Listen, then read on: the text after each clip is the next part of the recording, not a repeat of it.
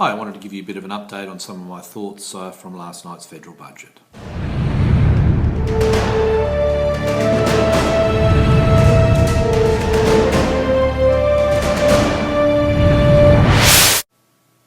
Hi, I'm Richie Parsons and welcome to 2020 Financial Planning.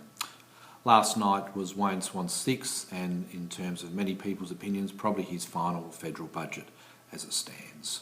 Weren't many surprises in terms of the budget. There's been cuts in tax benefits and expenditures across the line. You're seeing probably the middle income families will bear the brunt of this, especially if you're a smoker, planning on having a baby sometime over the next couple of years, with cuts to the baby bonus, cuts to various forms of family tax benefits, increases in prices in terms of packets of cigarettes and the like as such.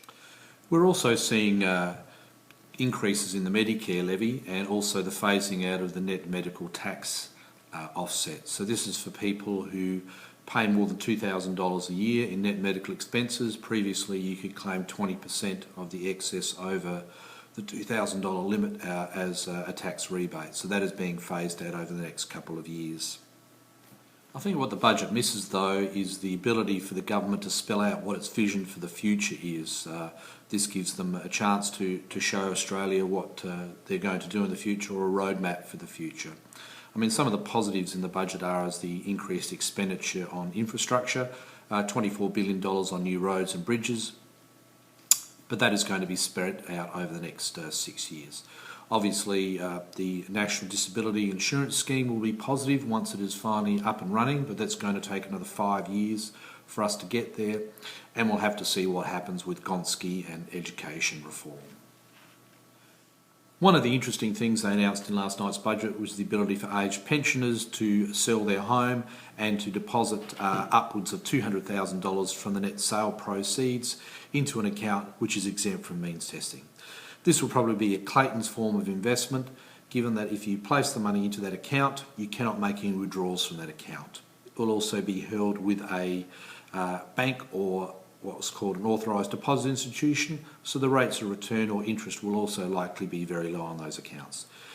You can get access to the money. If you wanted to get access to the money, as soon as you make a withdrawal, though, it's no longer exempt from the means testing. Given that most people that I see who are interested in selling or downsizing homes don't have much in the way of sale proceeds left over, there's likely to be a low take-up of this. It could be similar to the first home owners savings accounts that were initiated 5 years ago. Less than 5% of people have taken up those accounts on what were original Treasury predictions.